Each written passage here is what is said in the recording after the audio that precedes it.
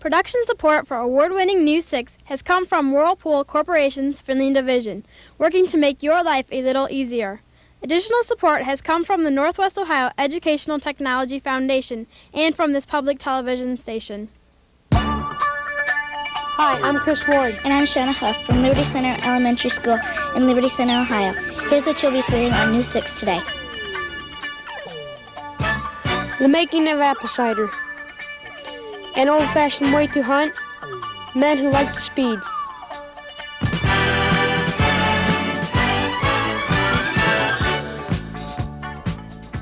Hi, and welcome to News 6. I'm Keith Leatherman from Liberty Center Elementary School in Liberty Center, Ohio. Here with our first story is Tracy Huffman. Apple cider is a drink that almost everyone enjoys, but have you ever wondered how it was made? We visit Ron and Pat Shimeen's cider barn and apple orchard to find out. Mr. Shimeen, how did you get started in this business? Well, a friend of mine, very close friend of mine, this was his homestead. He was born and raised here, and his parents passed away a few years ago, and we decided to move out and rejuvenate the orchard that his father had started approximately in the late 60s. What is the process of making apple cider? Well, it's to be very short, the process starts with trimming the trees in the spring and applying the proper sprays and fertilizers so that the various insects and funguses do not destroy the crop. And in the fall, then you pick the apples. We put them into cold storage and keep the temperature at about 33 degrees. And at that point, when we're ready to make cider, we take them out and we grind up the apples into a pomace, or a very fine pulp.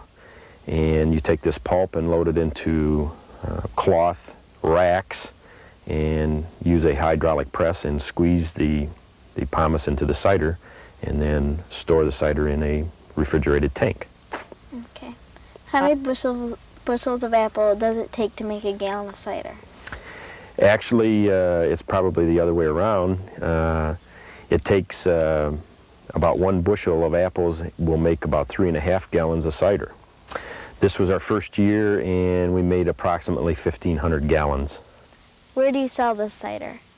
Primarily, we sell all of our cider through wholesale outlets and farm markets that you see along the roads. And we sell to various groups such as the Boy Scouts for fundraising drives, etc. Thank you, Mr. Shimeen.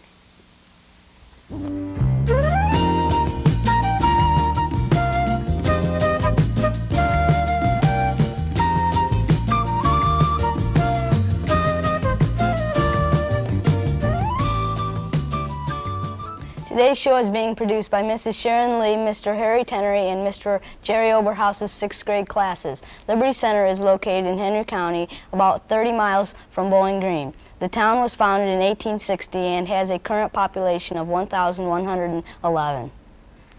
John Sharp thinks using a bow and arrow is the most challenging way to hunt. He makes his own equipment and recently showed us how he makes bows. Mr. Sharp, how did you get started making bows and arrows? Well, Keith, I guess you know I'm an industrial arts teacher, and I'm also a bow hunter. So it just kind of was a natural thing for me to want to make my own bows. And after you make the first one, you can't stop, because you look at that first one and you realize that you could have done a better job. There's always two or three things you could change. And then you make the next one, and it just keeps on going. So I've made like 18 bows now, and I still want to make another one to see if I can't improve the design a little bit. How long does it take to make one bow? Well, if you put all the hours together, it takes 4 hours for each limb to cure. So you got 2 limbs with the type of bow that I make. It's a takedown bow. So that's 8 hours right there. And then I suppose the handwork, I suppose you'd have around 15 or 16 hours in it altogether. What steps are involved in making a bow? Well, basically the limb is put together, is made up of 5 different layers in the limbs that I make. It's called a composite limb. I've got 3 maple laminations in the interior of the limb, and then I've got a face and a back that's made of fiberglass. And probably the first task is to get all that glued together. And After you have the limbs made, of course, you've got to shape the limb. You notice that the original limb out of the press would be square. Well, I've got to put a taper on it. Okay, I've got to glue tips on it. I've got to put the grooves in it. Then I've got to mount the limb on a handle section. You can see this bow right here. This individual limb had to be put on a handle.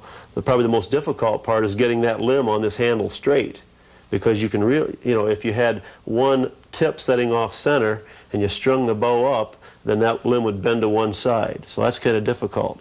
Well, then you have to bandsaw the general shape of the handle out and do a lot of file work to make the bow handle fit your hand real nice.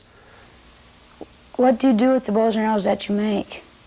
Well, I guess my compassion for bow making started with my compassion for hunting. I like to hunt different animals. It's a real challenge to get them with a bow and arrow. I miss a lot more than I ever hit.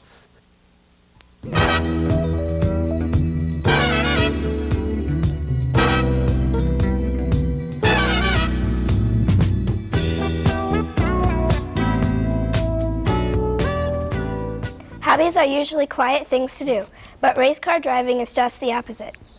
Gary Perry showed us his car and talked to us about racing. Circle dirt track racing is an exciting, fast-paced sport. Gary Perry has won several trophies and prizes since he started. Mr. Perry, how did you first get interested in racing? Well, the first time I got interested was a school teacher I had in the 11th grade at a vocational school. And then a friend of mine, a couple years later, raced at a local track, and I went and watched him a few times. When was your first race? Oh, in 1978. I got together with this friend that I knew, and we built a car together. He raced it at one track, and then I raced it at another track. Could you tell us about your car? Yes, this car is made with a tubing chassis, and it's made for racing. And we took the chassis and cut it off and put Ford front suspension on it, which we have to run for the class that we run in.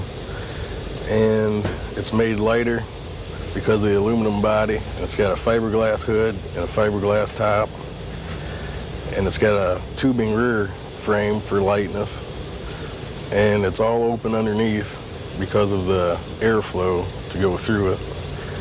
And the motor we modify in the inside, but we can't do nothing to it on the outside. Then for safety equipment, we got a racing seat, racing belts, and the roll cage is made of 95,006 inch thick steel, which is a minimum for stock car racing. Where do you race? I race at Oakshade Raceway and Bryan Motor Speedway usually, and then sometimes I'll go to other tracks in Ohio. Thank you, Mr. Perry. Thank you. That's all for this week's show. Join us again next week when News 6 travels to Lima, Ohio.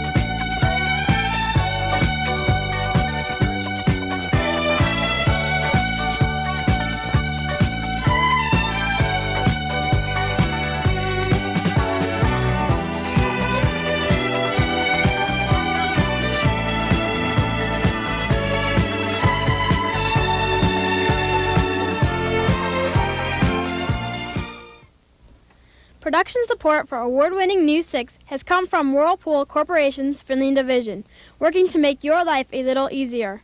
Additional support has come from the Northwest Ohio Educational Technology Foundation and from this public television station.